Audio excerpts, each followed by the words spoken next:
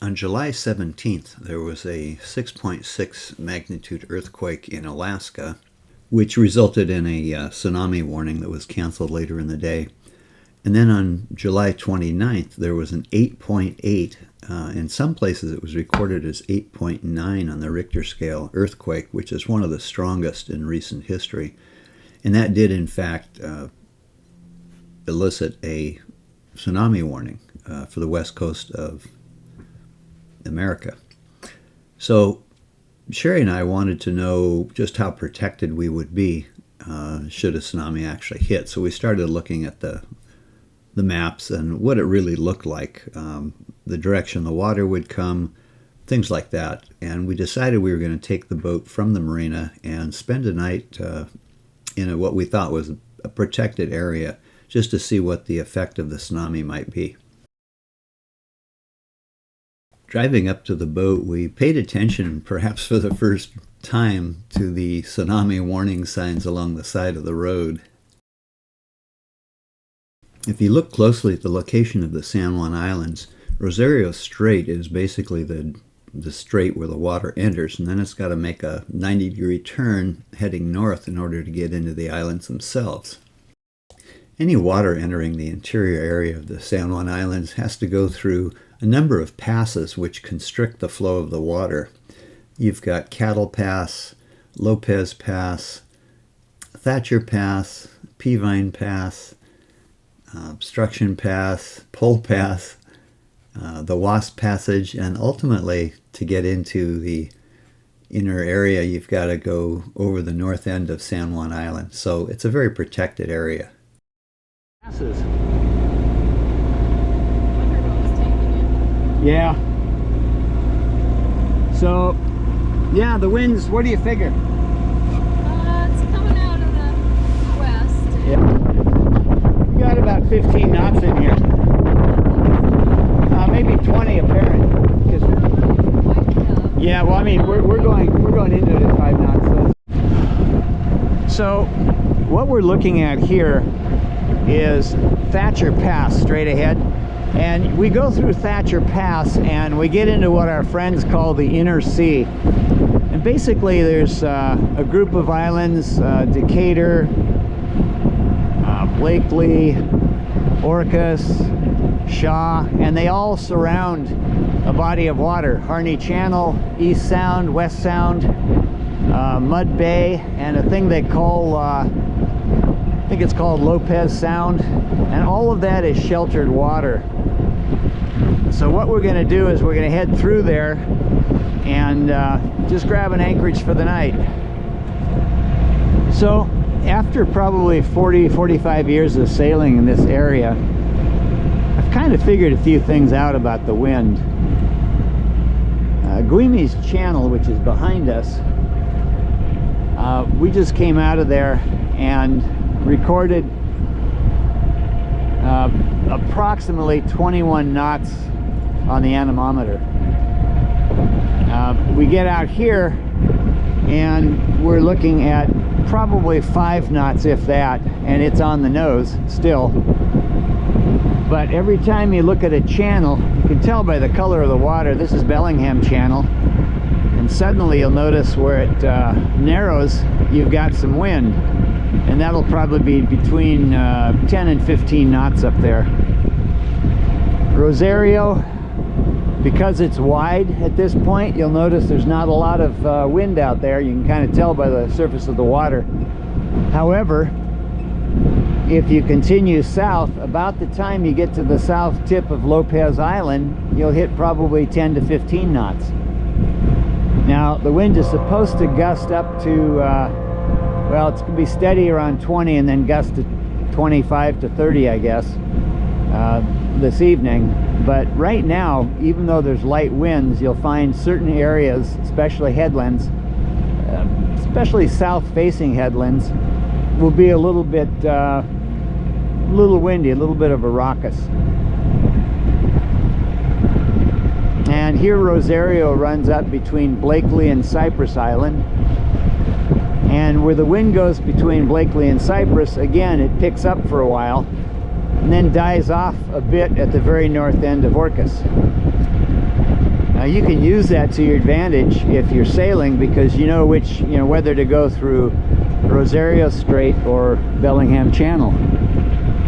If you're sailing, which we tend to try to do all the time, you're much faster in a narrower channel because you get more acceleration for the wind. And the opposite of that is a narrow channel tends to sometimes constrict the currents. So there may be, especially if it's shallow, there may be some pretty fast currents. If the channel continues narrow and deep, the current tends to be a little bit slower sometimes. And it depends also whether it's an ebb or a flood. Our currents around here tend to be a lot stronger, a little bit, on an ebb. For instance, last week, Rosario was ebbing at 5 knots, but it was only flooding at 3.5. And that's kind of typical for this region. Well, we're racing the ferry, but the darn ferry seems to be just slightly faster than us.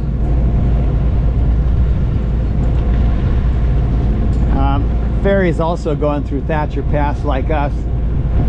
We occasionally go through the pass. You know, it's not a very narrow pass. It's got plenty of width, but we've had ferries going both directions and us in between, so it can be kind of busy there. I've actually had 3 ferries at once going side by side with us in between,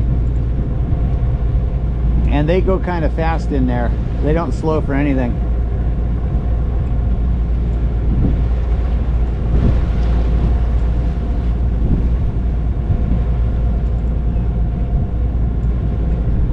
Wind died down to nothing, so we can't even sail across Rosario, which is one of my favorite sails. So Cherie and I are kind of fair weather sailors, and lately we've had some pretty strong winds, 25-30 knots, so we started keeping like a single reef in, and it works really well, just that one reef. And a little bouncy out here today. Anyway,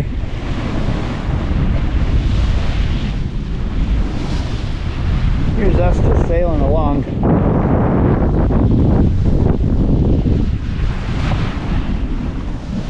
I'm thinking we're right at, because of the, you know, we're at about 80 degrees off the wind. It's pretty nice. So we're probably, looks like we're pushing just about 7 knots, about 6.8, 6.9, which is kind of fun.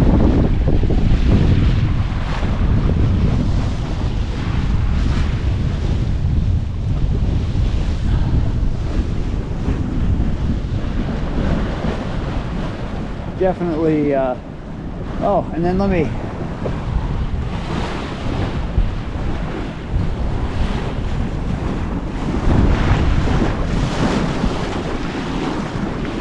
so again, this is Thatcher Pass that we're approaching. I'm not sure you can distinguish it, but that's James Island just to the south of Thatcher Pass.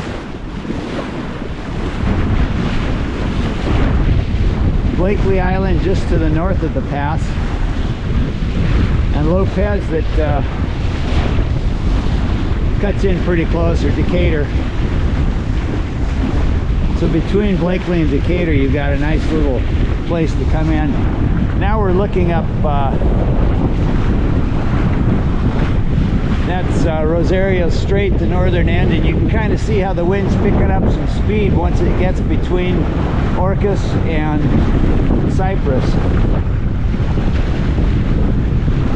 And in about half hour or so, there's going to be a pretty decent flood through there, so it'd be a real wonderful time if we were going to head north into, you know, maybe Susha or Paydos or one of those islands.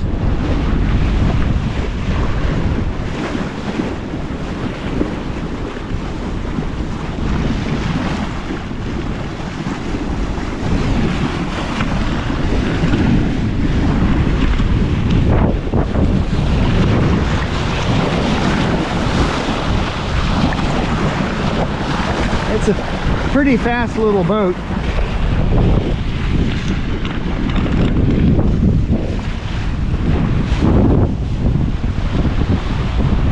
there's the little lady. Haha, joking.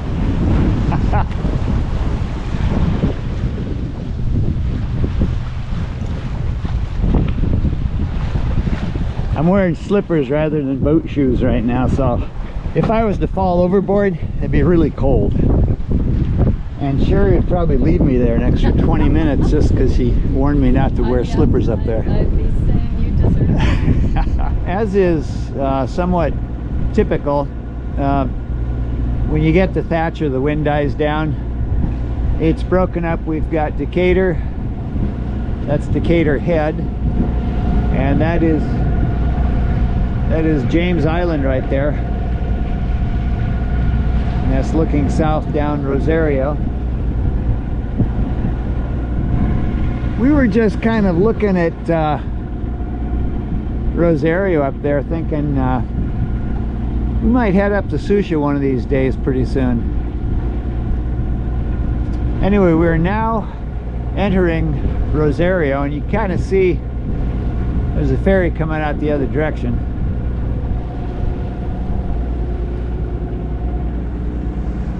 But you can see there's plenty of width here. It's not that narrow of a pass. Probably a quarter mile across. Well, maybe not that much, but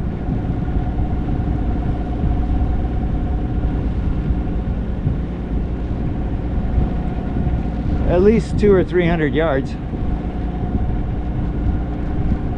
So we'll run through there. You get to see a ferry come through with us the other direction. And we're going to run into a place called Spencer Spit just to see if there are any buoys available. That's okay. Anyway, so there are a few rocks out here. No pass in the Pacific Northwest is really complete without some rocks.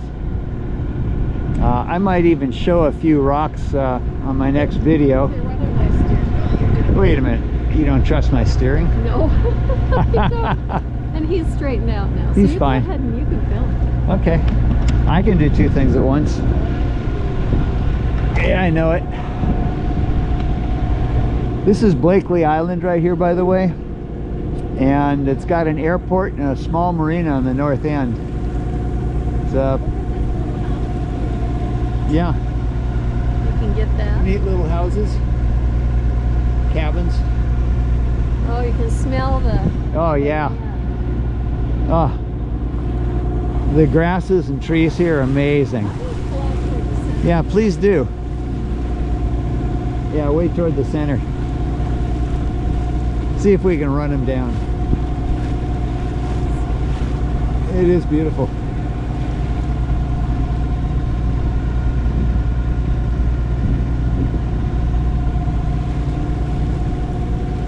We have sailed through Thatcher Pass on numerous occasions, but as you can see, there's not a ripple in the water.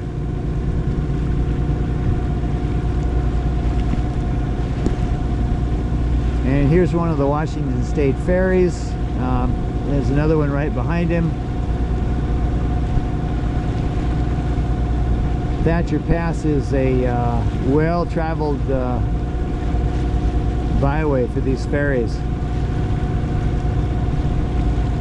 Like I say, we've been in here with 3 ferries at one time.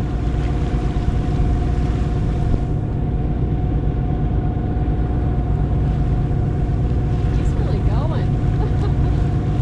on the schedule. Yeah, he's probably late because you look behind him, there's another ferry already coming. This looks great. Let's see if there's a good spot to drop the anchor up here in Spencer.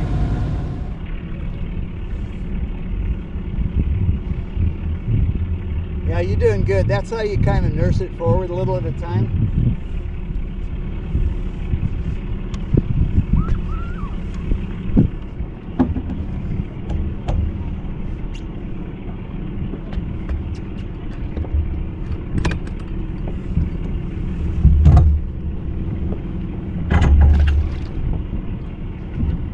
If you want to put her in neutral, we got it made, babe.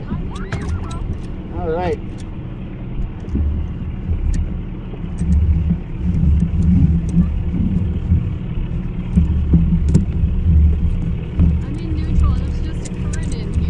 Yeah, you're doing good. That was a beautiful approach.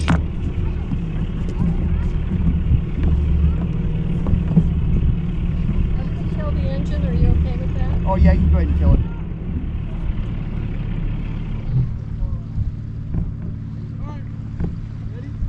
Little tiny bit.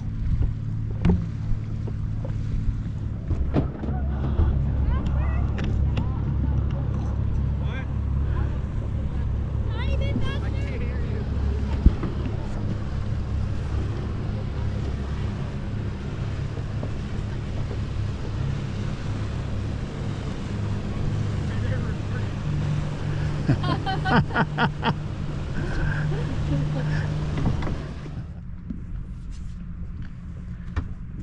So here we are. We found the last buoy at Spencer Spit. We're looking through Thatcher Pass there to the east. And at night, you can kind of see the lights of Anacortes. In the far distance, you can see the Cascade Mountain Range. The tsunami is scheduled to hit just a few minutes after 1 a.m. So we checked the bottom. The lowest we're going to go is plus 3.5 feet. So whether the tsunami raises us a few inches up to a couple of feet or drops it a couple of feet, we're probably fine. We'll see what happens. I'm going to try and let you know when the tsunami hits what we feel.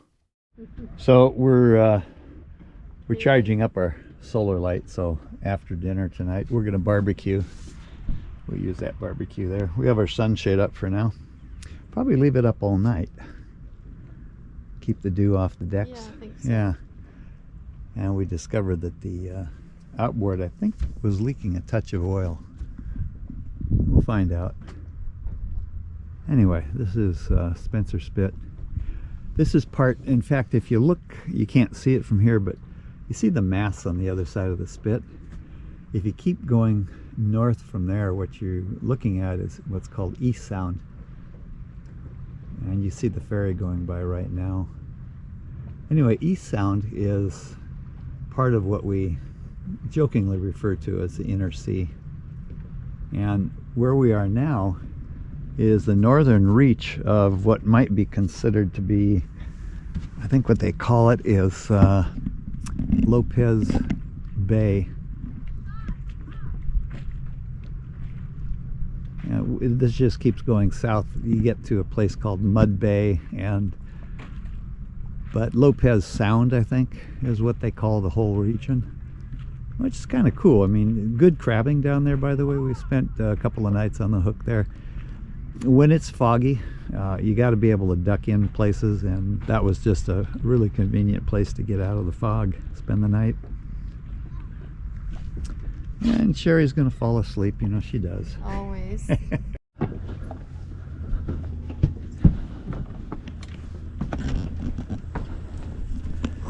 Well, the sun's down, and we're just starting to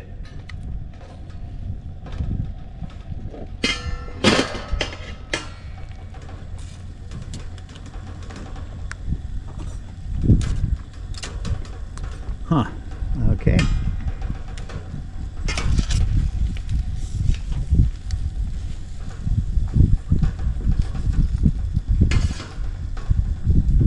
All right.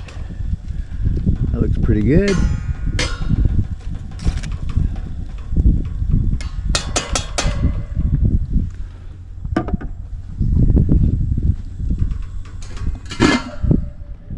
Now another few minutes and we got dinner.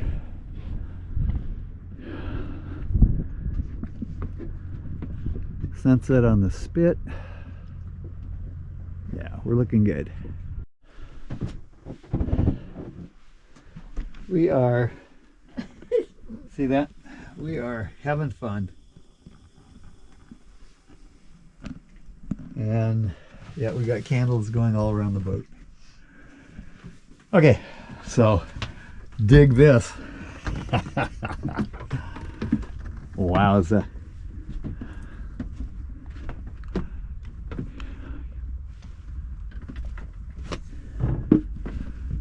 So awesome. So what we're looking at here, that is Sydney Spit, and that's our our lantern. Hey, something interesting we noticed, Cherie noticed that we think there was some oil leaking out of the drain hole on the outboard, so we're gonna bring a little more oil up just to top it off, make sure that it's not low. I couldn't see it very well in the sunlight, but once we get back to dock, we'll spend an afternoon up here probably working on stuff. So I think it's after 2:30. About 1:13, I believe, I noticed a little rocking, but I'm not sure what that was. I've waited until at least another hour since then, and I have yet to feel anything. So let me check the time real fast. Yeah, I think we're okay, so I'm going to go to sleep. Well, we seem to have survived the night. I stayed up, and beginning at about 1 a.m., I paid special attention to the movement of the boat. It was a very calm night, so it was easy to tell. We may have rocked a little bit. I'm not sure we went up or down at all, possibly ½ inch to an inch, but it's difficult to know. What I felt may have been nothing more than a distant boat going by and us feeling the wake in the middle of the night.